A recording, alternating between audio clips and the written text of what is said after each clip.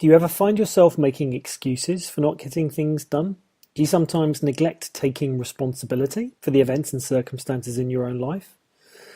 Or even avoid doing the things you know you should be doing? Have you ever tried to explain away why you didn't, couldn't, shouldn't, or simply wouldn't do something? Well, listen, these are all subtle signs that indicate you're living a life full of excuses, which are preventing you living a life to your full potential. Thanks for taking some time out watching this short video of how to get rid of excuses once and for all. My name is Damien Mark Smith. I am a business coach, keynote speaker, best-selling author, and I help business owners and entrepreneurs bring their value into the world, but I also help anyone with their thinking. So I can help couples to have better relationships, athletes to perform better. I help writers to get their books written, people to lose weight. In fact, anything where there is thinking involved, I can help because I am a mindset expert. Anyway, that's enough about me. Let's get on with this short video and identify some of those pesky excuses and how to get rid of them. So what are excuses really? Well, the excuses we make are actually a rationalization we make to ourselves. These are, however, totally invented reasons which we create to defend our lack of action or our behaviours, to neglect taking a particular kind of action, or simply as a means of negating responsibility for doing whatever it is. Excuses are, in essence, a means of placing blame for our own internal thinking, our own internal problems on some sort of external condition. But why do we make excuses? Well, everyone's got a different reason for making them, but when it really boils down to it, we make them mainly due to fear. Whether it's fear of failure, of making mistakes, the embarrassment as a result, or even rejection. It could be fear of success, fear of change or uncertainty, or even fear of wanting to take responsibility for our own actions. It could even be a perceived lack of confidence in ourselves or our resources. But fear can hold you back. In your business, in your career, in your relationships, and in achieving whatever dreams you desire. So I want to take a look at each one and see if we can shift some of these limiting beliefs. What if I fail? This is one of the top fears in the world. Many people won't try something new unless they're confident they can succeed at it first. But failure is actually a normal part of life, and learning from failure can help, and it is actually crucial to eventual success. Because unless you fail, you probably won't be trying. I call failure the rumble strips at the side of the road. If you're not feeling it, you're not moving forward.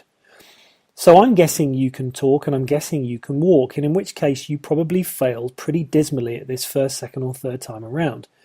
And yet here you are, successful at both. It's because of your failure that you've got to where you are. So you need to get over this fear pretty darn quickly, because this is where the real action actually is. What if I'm rejected? Well, look, it's usual for people to avoid entering into something like a new relationship or trying to meet new people because of their fear of rejection. But what about someone trying to create something new for the first time for maybe their tribe or their customers and not wanting to do it because of fear of rejection from them? I mean, even married people often avoid approaching a long-term spouse to ask for something because they've got a fear that person will say no. So it doesn't matter how long you've known someone, we still all like to be accepted and loved. If, for instance, you've got a fear of your boss declining your request for a raise, or a fear that the attractive person at the party won't go on a date with you, whatever your thoughts are telling you, don't let the fear of rejection hold you back. Do it anyway. And here's why. Firstly, because your thoughts don't have any power over you, and it's something I get my clients to understand through understanding how their thinking works. Secondly, it's because it's already not happening for you. So why not give it at least a chance and have a go? Because, do you know what? Life's actually too short. But I'm afraid of change and uncertainty. The fear of uncertainty often prevents people from trying something different, but they often think, what if I don't like it? And this fear can prevent them from trying new things or doing something that's different from the way they've always done it. The problem is, genuine freedom means breaking free from the security of the known into the limitless mystery of the unknown. Because you know what? You already know what there is to know about the known. The real juice in life comes from what we don't already know. We live in a rapidly changing world and many people fear change. I mean, just look at the US at the moment. And as a result, they resist it. The fear of change causes some people to become stagnant, so they miss out on lots of really amazing opportunities in life. Please don't be one of them. Oh, and another thing, if you really want to step up, you need to learn to love to be uncomfortable, because this is how you'll learn to be comfortable absolutely everywhere. I'm scared of being embarrassed and judged. People who worry that they'll be judged negatively by others really shy away from opportunities or chances to do new things, and they like this as an excuse.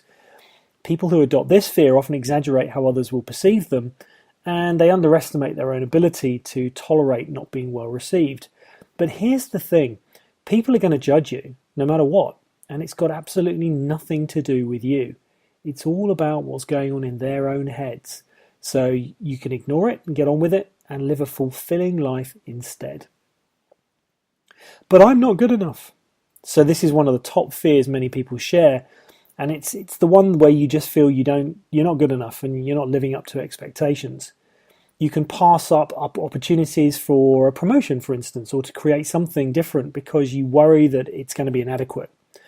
And often people who do this or have this fear, this excuse, to overcompensate for their fears by trying to be a perfectionist. But they remain plagued by their thoughts, so they don't just measure up to other people's opinions. They don't like being judged, but this has got nothing to do with you and it's all about the other person.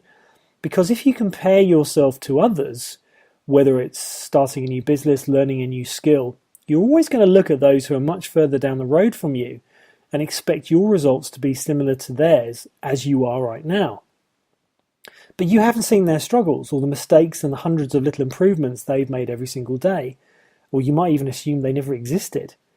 But you see, you're actually comparing yourself to something that isn't a true reflection of reality. What about asking yourself the wrong questions? Sometimes people waste time and energy wondering, am I good enough? Am I attempting the impossible? Am I going to achieve it? Am I doing the right thing? But you see, these questions are really unhelpful and suck up all the energy and motivation out of you. Change this question to, how will I? Instead.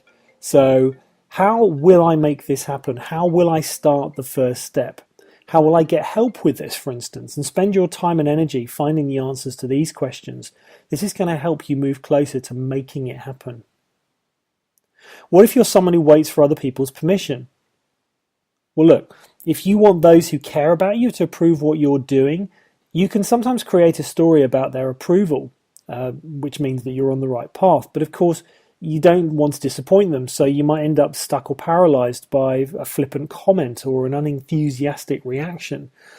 But this is really where you need to trust your gut and your instinct and your heart. And another excuse here is waiting for the right time. You know, you might be putting something off because it's not the right time yet. You just need to make a few more improvements, get a bit more experience, learn a few more skills, or wait for the economy or the weather to improve. But this is just your mind playing delaying tactic tricks and winning the game. The right time is right now. Only by starting anything will you discover what else needs to be done or improve going forward. So, just a few little excuses and perhaps, ways around those excuses in this very short video, but I just want to point you towards my product, which is No More Excuses November. nomoreexcuses.online. Or Rethinking Business, and it's on one of the programs on there. I'm looking for 10 individuals in November who want to succeed in making a project happen in November. If you've got something you want to do, let's say you want to write a book, let's say you want to improve a relationship, improve your health, create something in your business that's going to improve your cash flow, get in touch, make the application, and I'm going to be working with 10 of you to make that happen during November by daily accountability and a strategy to make that a success. Please get in touch.